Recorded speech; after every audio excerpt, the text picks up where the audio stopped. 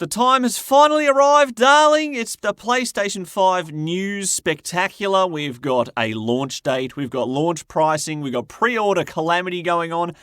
Are you as excited as I am to spend a whole lot of time discussing all this fantastic news?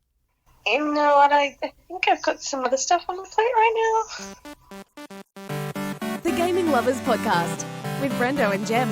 Well, a fine and dandy good day to each and every one of you. It is Brendo here for episode 117 of the Gaming Lovers Podcast. I guess we should call it the Gaming Lover Podcast, as I am flying solo this week. My wife, my co-pilot, my fellow gaming lover, Jem, is recovering in the hospital as we speak after a unplanned surgery had to be taken care of this week. So here's to you, darling. Hope you are resting up nicely. And I'm going to be here by myself with my imaginary friends talking about the PlayStation 5 news that dropped this week, the calamity and chaos that has erupted worldwide over pre-order shortages, and what's the plan for the gaming lovers now that we know what the price range is, what the launch date situation is, what games should be available on launch, what accessories, what are we planning to do here at the Gaming Lovers when it comes to next-gen consoles? Will we be jumping on board straight away, or are we going to play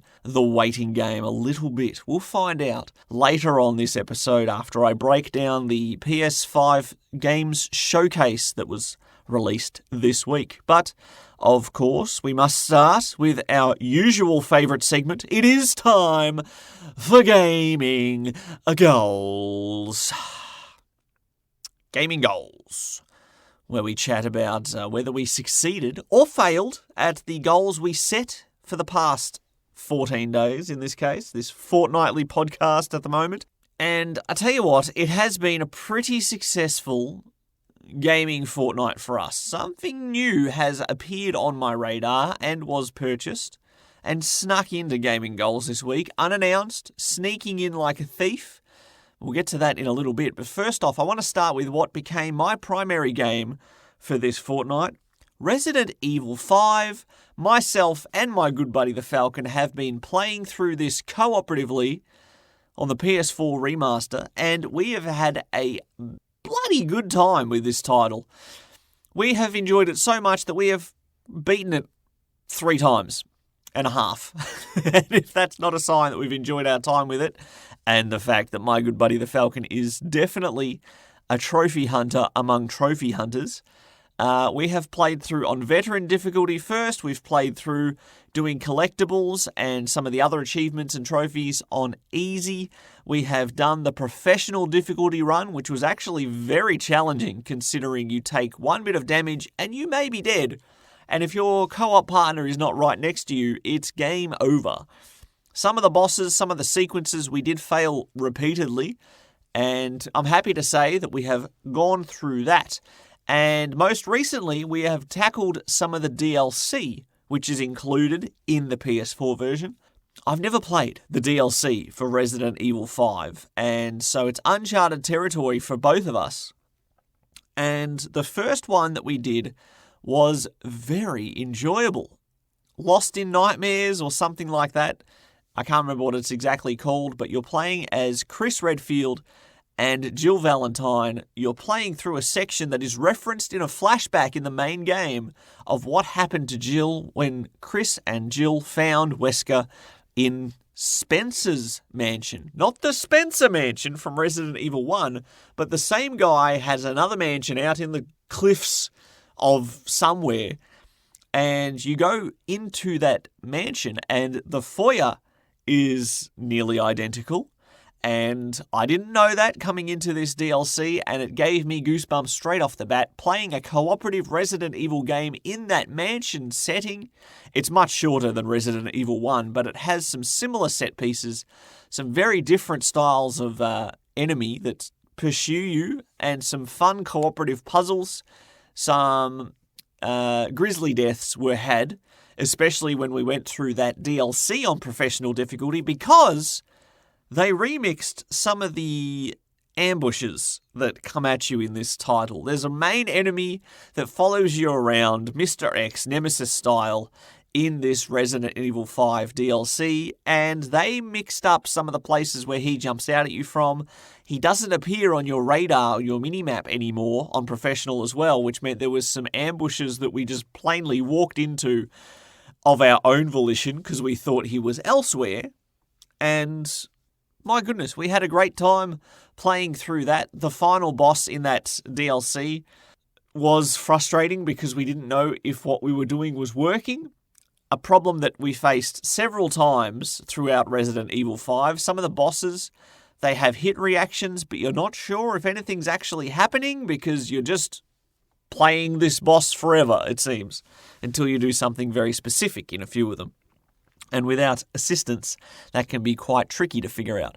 But Resident Evil 5, I've had way more fun with this game than I expected. We were just thinking it would be a fun little co-op romp, and that it would get one enjoyable playthrough, and then that would be it. Maybe we'd enjoy it enough to chase a few trophies, but we have had a lot of fun with Resident Evil 5. And with Spooky Month coming up next month in October, 4 horror games will be played, as is my custom, in the month of October. And what is going to be lined up there? Will there be a Resident Evil title? There may well be. I'll give you that little hint now. And we'll see what the future holds. But for now, we're playing Mop Up. We're just chasing those trophies. And later on in the episode, when we set our future gaming goals, we'll see just what the future brings for Resident Evil 5. Can't believe how much fun I've had with this game.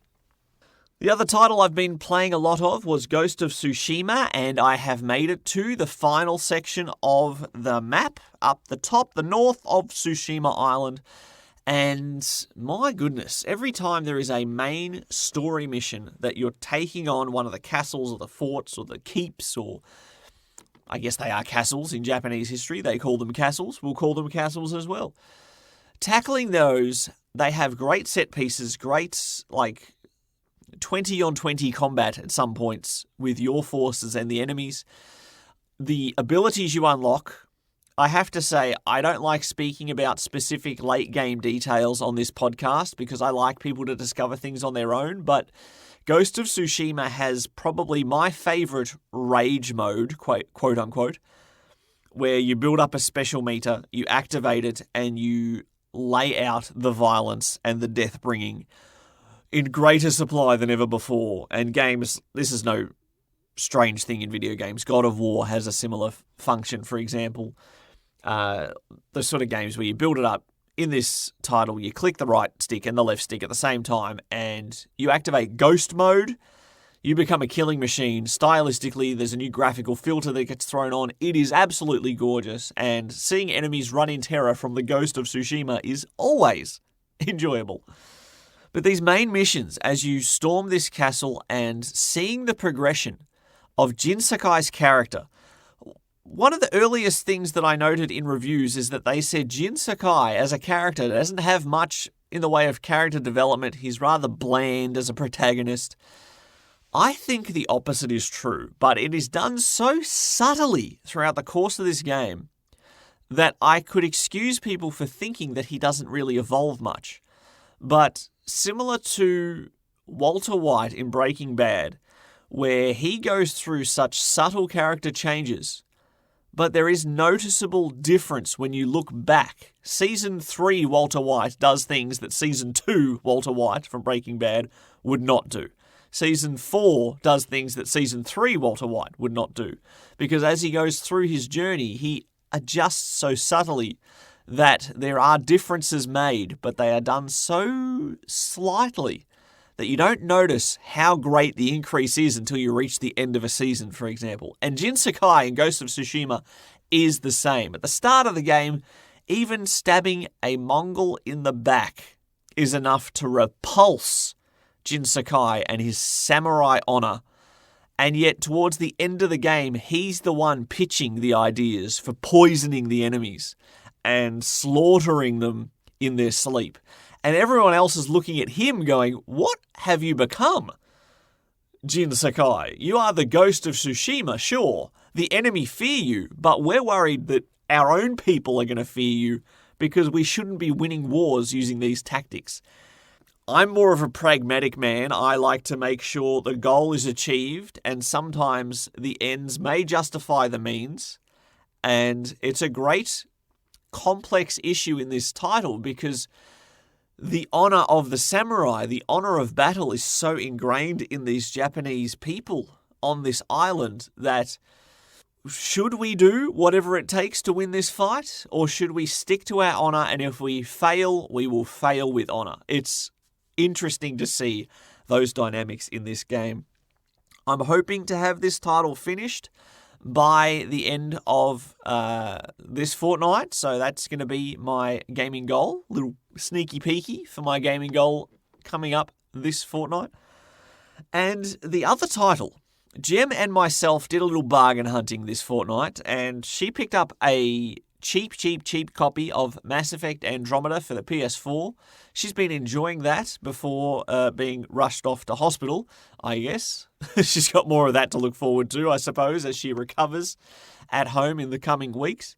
But I also picked up a bargain on the Nintendo Switch. I was looking for something portably that I could just play at work with low stakes, no trophies to hunt, just have a bit of fun. And although there's so many great titles on there, there's this one game that I constantly saw on sale on the Switch, and it was constantly like 90% off, which is usually a warning flag because the titles that have that greater discounts normally are absolute garbage. They're trying to offload them and get a few cheap bucks off the buyers, and it's better than nothing, I suppose. But because it showed up on the best-selling charts a few times over the past few months, whenever it did go dramatically on sale, down to $2.99 Australian on the Nintendo eShop. Thief Simulator, which, look, it's not a great game, I'll admit that, but it caught my eye partly because I had a similar idea if I was ever going to design a game.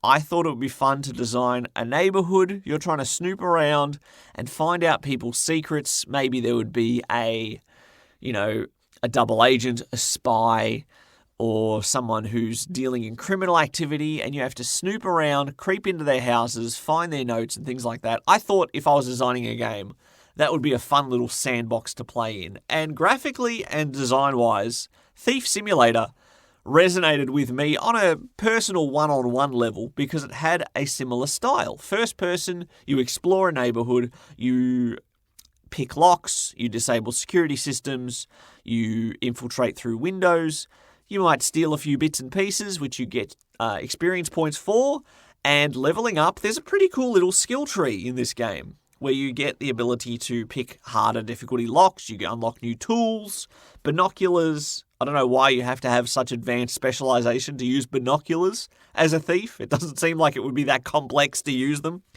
But you also end up stealing parts of cars, stealing entire cars. People give you thug missions.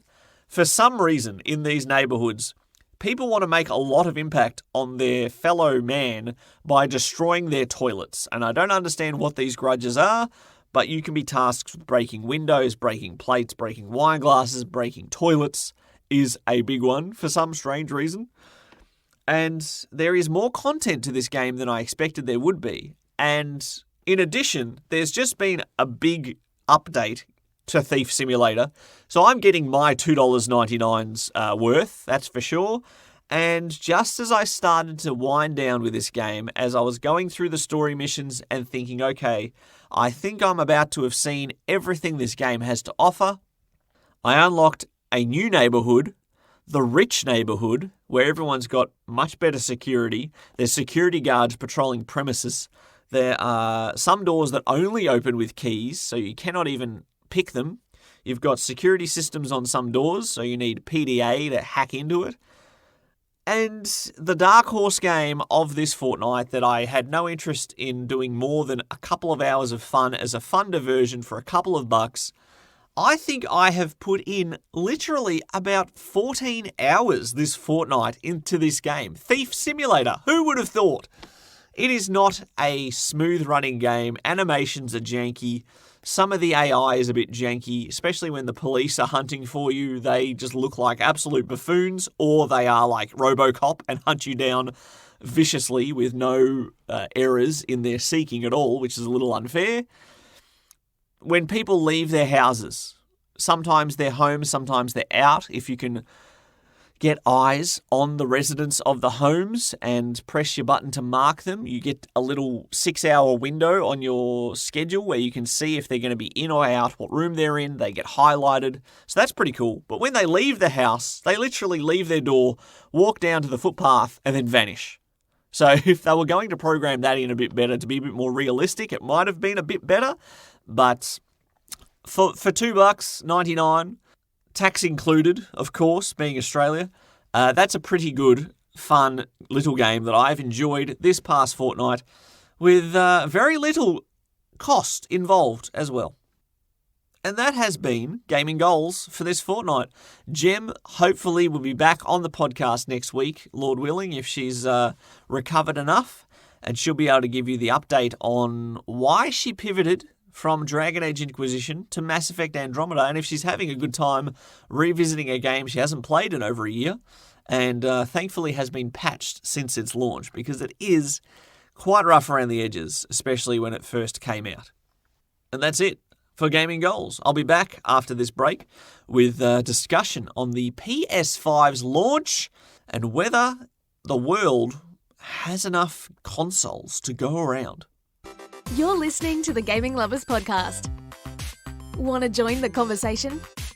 Visit thegaminglovers.com. Record your comment or question by clicking on the button on the right-hand side, and you could be featured in the next podcast. Well, last fortnight, Microsoft had their information for their new consoles out to the world after a few leaks forced their hand, but in the past couple of days, we have had the PS5 Showcase, revealing some new games, some old games, some new features, some new PS Plus perks, and most importantly, the release window for this new console and the price. So very exciting things. The PS5 Showcase started off with the big announcement that Final Fantasy 16, and I was going on about my Roman numerals last episode, we've got Final Fantasy XVI coming to the PS5, exclusive, console exclusive. We believe it's coming to PC as well, but as a console exclusive, Final Fantasy 16, it looks like it's going back to more of a medieval setting, less futuristic stuff, similar to Final Fantasy 9 or 12, where you've got some games in the series that are more futuristically based, like 7 and 13, whereas some are much more old-fashioned, and it looks like we're going back to the old style. We've got crystals, we've got chocobos, we've got Marlboros, we've got everything we could want out of a Final Fantasy game, and considering how much I enjoyed 15, I'm glad that the Final Fantasy franchise will continue and not have such large gaps in the release schedule, because it was years between Final Fantasy 13, 14, and 15. So good. I'm happy with that one. I'm very excited for Final Fantasy 16, and there will be a different team working on it than what is currently working on the Final Fantasy 7 Remake second part. So hopefully they haven't spread themselves out too thin. One of the launch titles, though, that's Final Fantasy certainly not coming out this year. One of the launch titles that will be out this year, Spider-Man Miles Morales. Now, I'm actually quite familiar with the Spider-Man universe, but it's more the classic Spider-Man universe. Peter Parker, Dr. Octopus, Venom, the classics. I'm not that familiar with good old Miles, and I don't know much about his story, except for what I got to play in the original Spider-Man PS4 game. I don't know much about his particular enemies. He has a bioelectric web, which looks cool. He has stealth mode, it seems. I don't know if that's a perk from his suit or a natural gift that he has from his powers. I don't know about these things, but I am very excited to find out. And knowing that that is coming out on launch, at the PS5 launch, I'm excited to play Miles Morales. If I get my launch titles, that will be one of the ones that is definitely on the hit list. I had a barrel of laughs with the first Spider-Man game on the PS4, and whether this is just an enhanced expansion and a smaller game or a full-blown sequel, I don't mind. I'm just looking forward to some more Spider-Man antics, and Miles Morales, we got to see some gameplay footage, a whole little gameplay sequence shown, and I'm looking forward to it. It's going to get my attention, that's for sure. And something, out of this whole podcast, one of the things I'm devastated that Jem will not get to gush about in person. There was one game shown that definitely hooked her from the opening premise. Hogwarts Legacy. We're in the wizarding world of Harry Potter, a full-blown RPG set in the 1800s, establishing more Hogwarts history. You can play as your own custom character, join the house, I guess, of your preference, or whatever the sorting hat puts you in. Jem is so excited about exploring Hogwarts without restrictions, upgrade skill trees, dialogue, I'm sure, the whole 9 yards. Please, please, please be good. And that's another game that will not be out on launch, but definitely will be picked up next year, I presume, when it is released. I'm excited. I enjoy the Harry Potter as well, and looking forward to that one. Another launch title, Demon's Souls Remake, from the ground up. No existing assets are being reused for this title, and with the fun I have had over these past years catching up on the Dark Souls saga, and we've had Bloodborne, we've had Sekiro, I tried.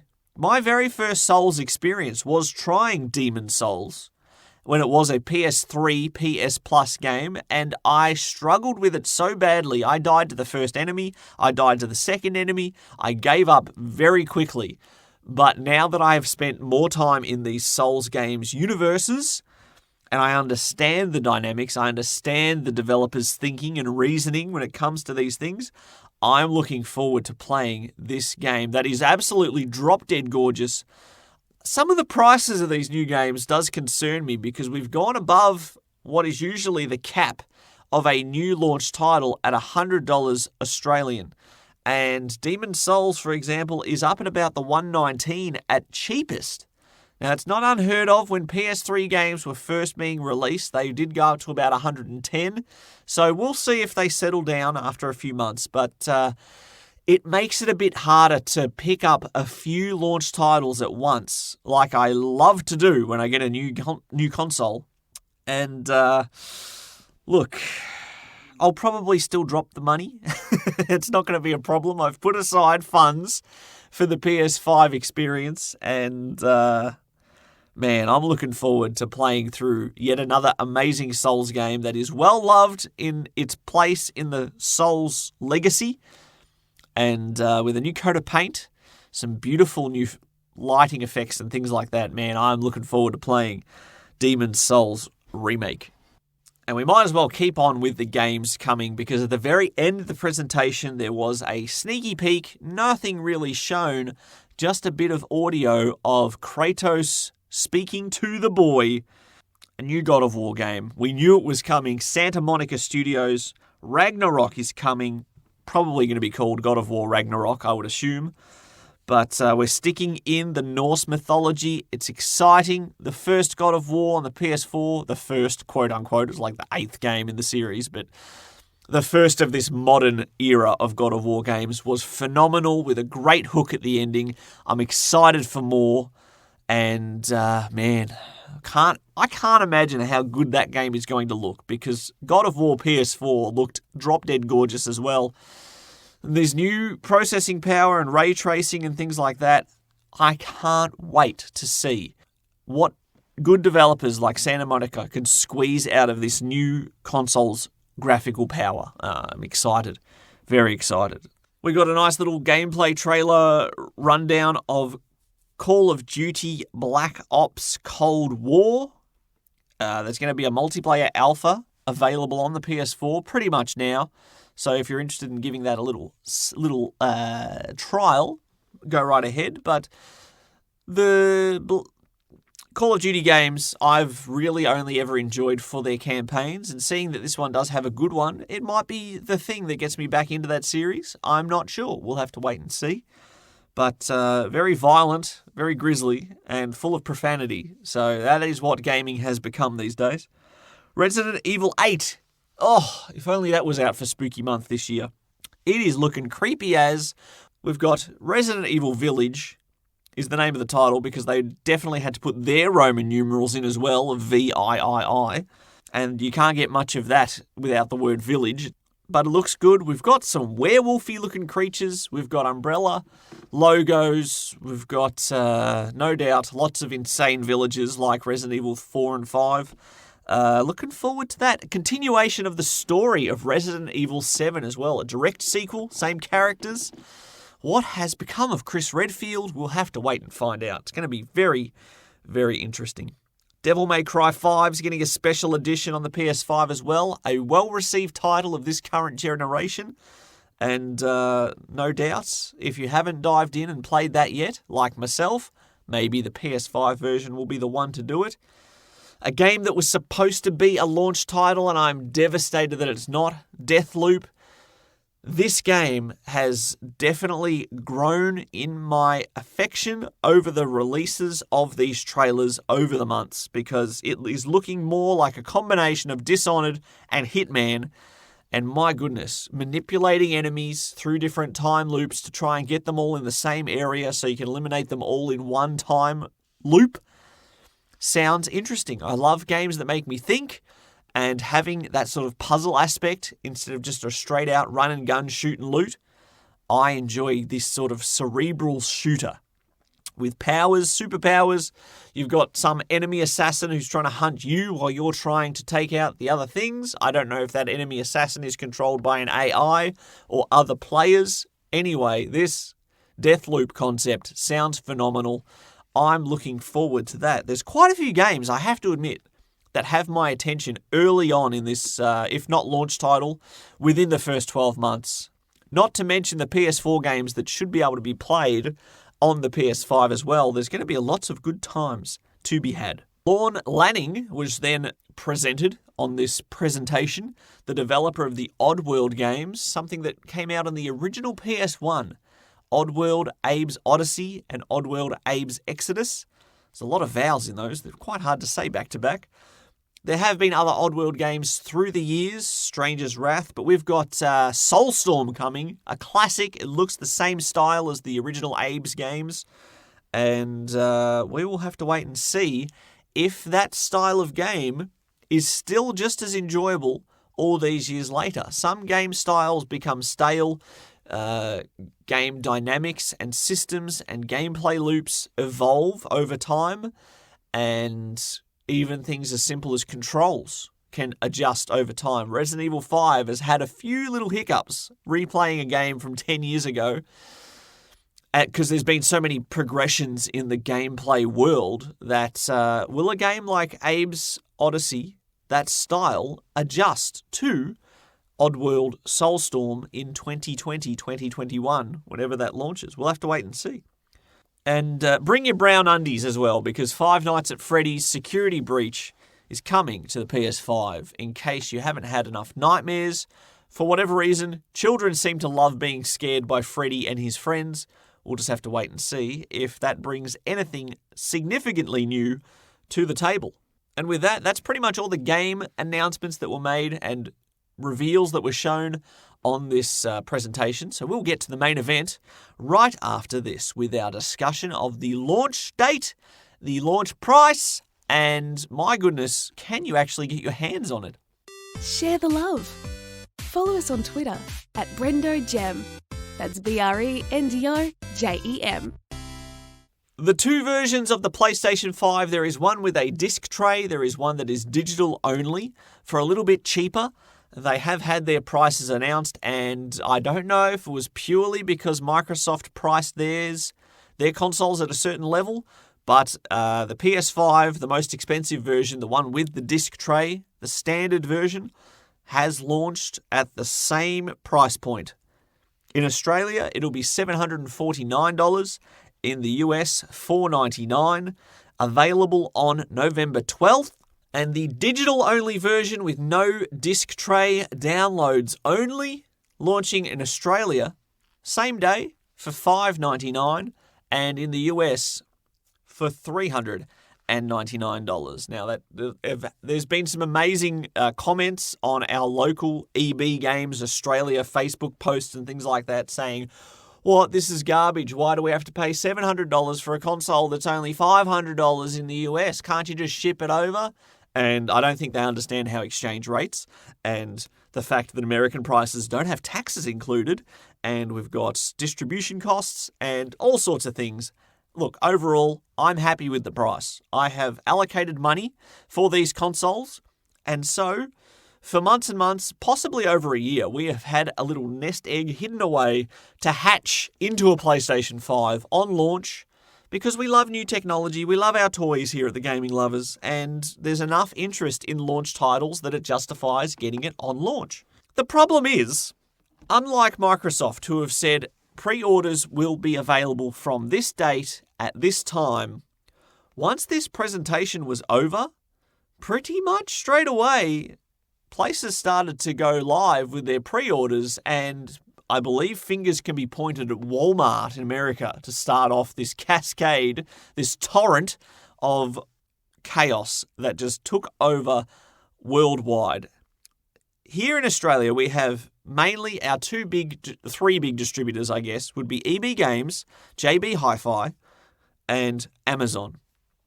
And within less than an hour, all three had sold out of their launch day pre-orders without warning. Nobody said when they were going to go live with their pre-orders, so everyone didn't want to be left out. As soon as one put up their pre-orders, everyone else put up their pre-orders, and it was absolute calamity. People have registered for pre-order interests ahead of time who didn't even get their pre-orders because nobody told them they were going live with their pre-orders. EB Games have had a second shipment, you get your launch titles. The launch stock's all gone. So we'll put in pre-orders for later in 2020, and then they all sold out. So we put in pre-orders for sometime in 2021, and they all sold out. Normally, I would just think this is almost a marketing strategy. We'll set small limits so it makes demand look like if you don't get it now, you're going to miss out. We'll get that FOMO going. There's been a lot of FOMO going on recently with Nintendo's Super Mario 3D All-Stars. Now we've got these new consoles that you may not get until next year, everyone, so make sure you lock in your console when you can. And normally it wouldn't stress me out because I've never had a problem with walking into a store, there's your console, there's your bundle, pick it up, thank you very much, and we're out of here. But in this COVID world we live in, I've ordered Super Mario 3D All-Stars, and it's supposed to have launched 2 days ago, and I may not get my copy through Amazon for another 3 weeks, even though it has been shipped on launch. That's a little unfortunate. Now, when it comes to not only the delivery times, but also the fact that things aren't in stock in some stores. There's strange things that are out of stock that you think, I never thought Australia would run out of this. And because of that, it has made me a little bit apprehensive about waiting. I had the money put aside, so I would pay launch day prices. I've always been of the opinion if you are happy paying a price for something, you can't complain if it's then cheaper somewhere else. If you're happy paying the price, you pay the price. All good. So when these pre-orders started to run out, I'll admit I thought maybe I should lock in the next pre-order that shows up.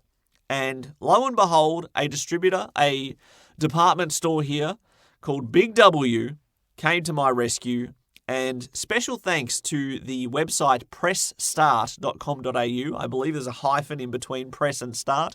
They have been very good at pointing out when pre-orders are available at certain places, and Big W had launch stock available that no one else did.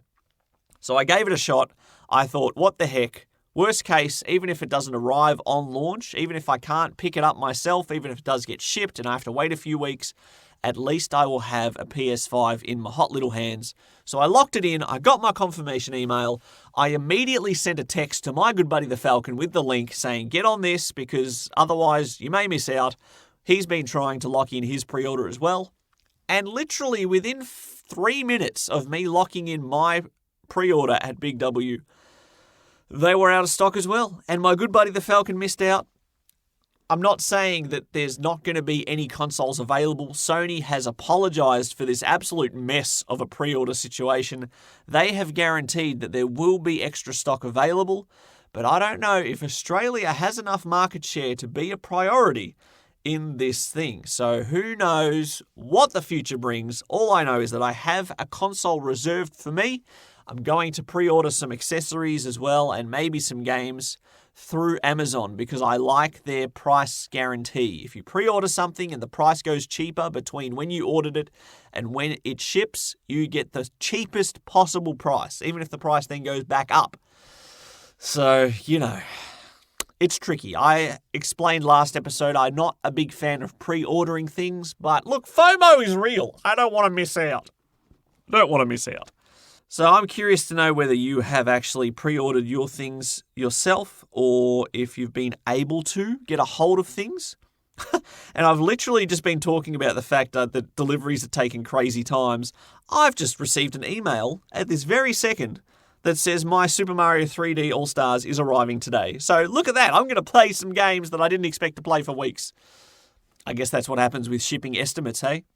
Now, one other major announcement that was announced, not only is the PS5 probably going to be compatible with almost all PS4 games, some may actually run better on the PS5 as well, thanks to the extra processing power, but there's going to be a thing for PS Plus subscribers called the PlayStation Plus Collection, which is going to be, what I can gather, the answer to Microsoft's Xbox Game Pass.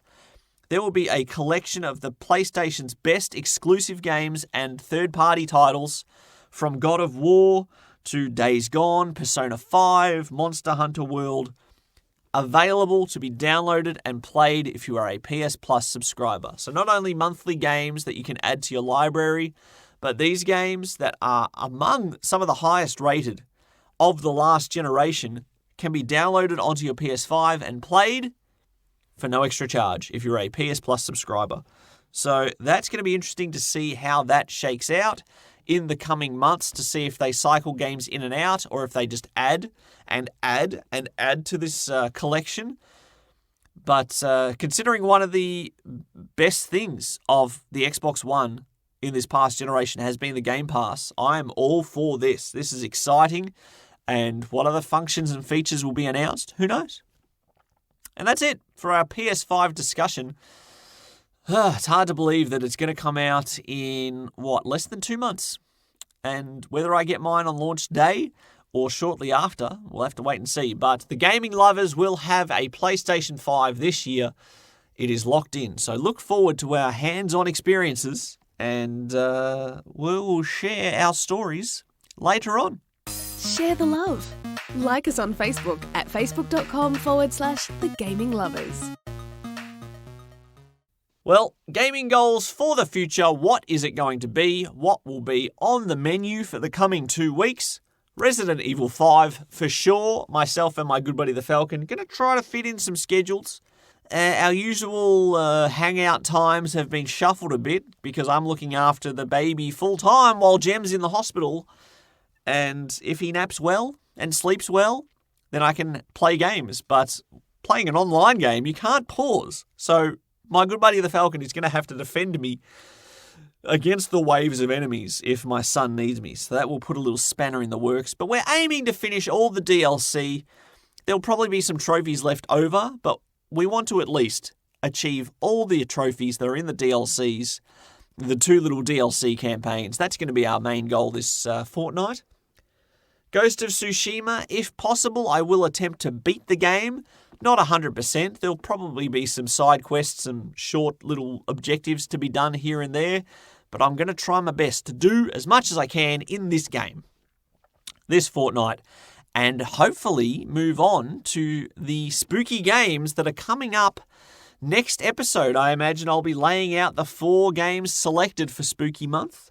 So I would like to have my primary title cleared off the menu by the time October rolls around.